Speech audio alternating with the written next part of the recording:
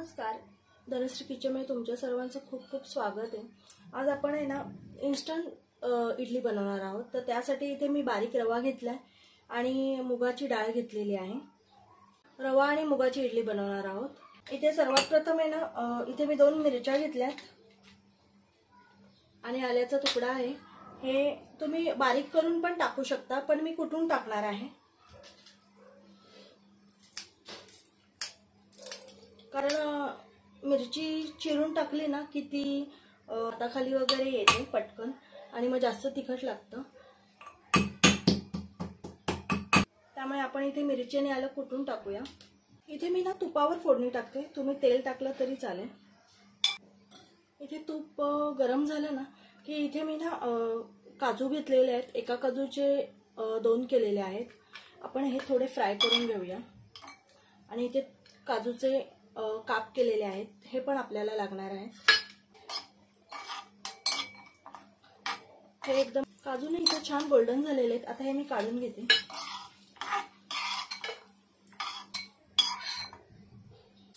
याच्यात थोडी राई टाकायची, थोडं जिरं टाकायचं आणि हिंगही टाका, पण माझं हिंग संपलेला आहे म्हणून मी इथे हिंग नाही टाकत आहे। कढीपत्ता आहे, हा बारीक करून टाकायचा आहे। एक आपण काजू घेतलेत ना, हे पण टाकून घेऊया आणि ही मिरची, हे कुटलेलं मिरची आणि आलं पण टाकायचं। गरम झालंय, लगेच आपण रवा पण भाजून घेऊया। रवा पण इथे छान भाजून घ्यायचा। इथे ना रवा छान भाजलेला आहे। रवा भाजला ना की छान असा फुलतो तो। इथे गॅस बंद करून टाकायचा आहे। हे 2 मिनिटं ना गार करून घेऊया। इथे ना आपण जेवढा रवा घेतलाय ना तेवढी मी दही घेतलेला आहे।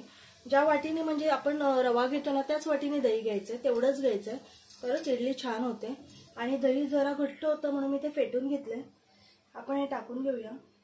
ह्याच्यात आपण ही मुगाची डाळ आहे, ही मी अर्धा तास झालं भिजत घातलेली, ही टाकून घेऊया।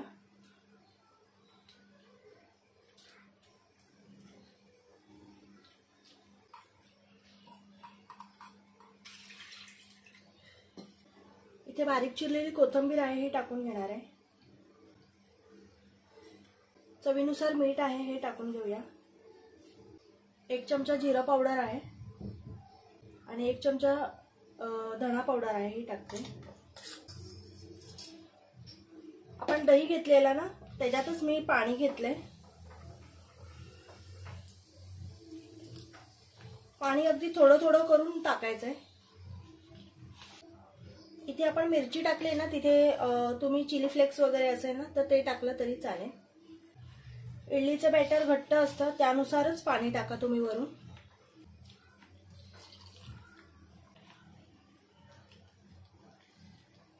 इथे रवा आहे, रवा पाणी शोषून घेतो, त्यामुळे त्यानुसार पाणी टाका, कारण आपण हे 5-10 मिनिटं असंच ठेवून देणार आहोत, तर ते पुन्हा घट्ट होतं।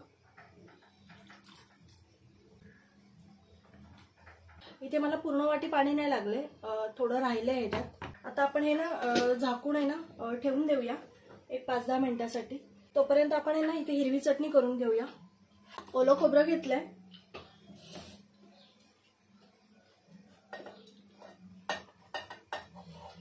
इथे तुमच्याकडे विकतचं जर खोबऱ्याचा कीस असेल ना तो घेतला तरी चालेल।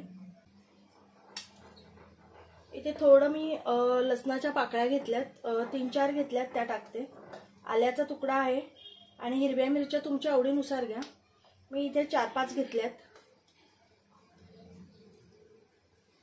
आणि कोथिंबीर आहे, ही पण टाकूया।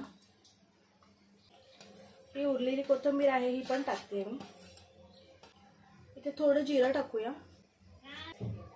इथे मीठ टाकून घ्यायचं थोडं। थोडी साखर आहे, ही टाकते मी। साखर तुमच्या आवडीनुसार टाका, तुम्ही नसाल खात तर नाही टाकली तरी चालेल। आणि इथे थोडा लिंबू पिळणार आहे मी। आता आपण हे मिक्सरला फिरवून घेऊया। चटणी थोडी मिक्सरला फिरवून घेतली ना की ह्याच्यामध्ये 2 चमचे दही टाकणार आहे मी।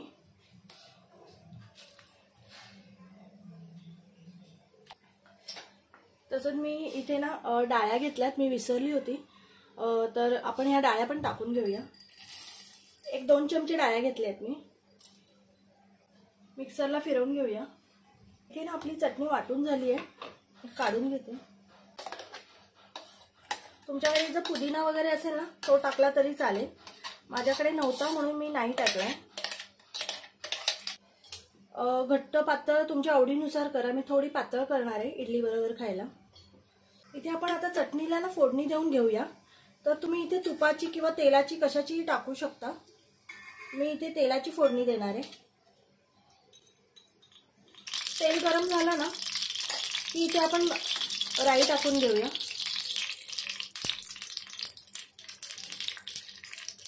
हे थोडं जिरं पण टाकायचं. त्याचबरोबर इथे मी हिरव्या मिरच्या घेतल्यात, या टाकून घेऊया.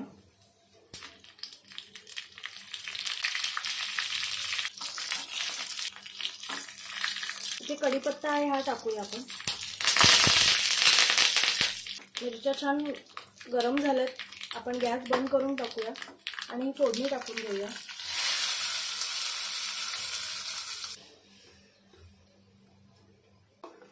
इथे मस्त आपली फोडणी पण झालेली आहे. आता आपण इडल्या करायला घेऊया. फोडणी दिली ना की गॅसवर सगळं उडतं.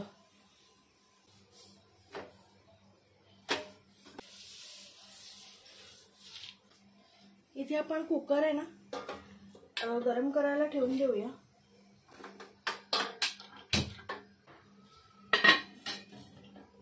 आणि आपण या भांड्यांना ना तेल लावून घेऊया.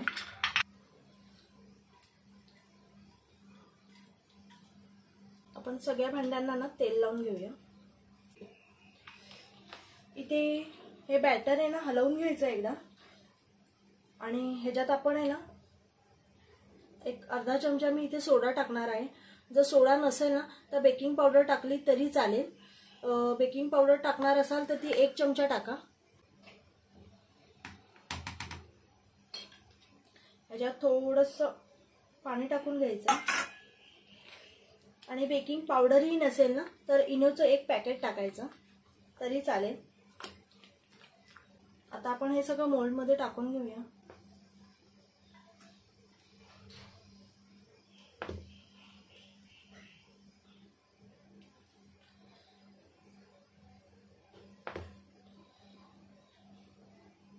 आपण इथे सर्व भांड्याला आपण हे मिश्रण टाकून घेतलेलं आहे.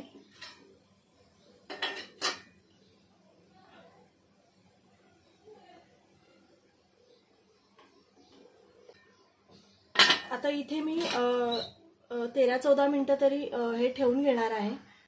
इथे तुमच्या कुकरला किती वेळ लागतो त्यानुसार टाइम लावा. 13-14 मिनिटं मी इथे ठेवून घेणार आहे.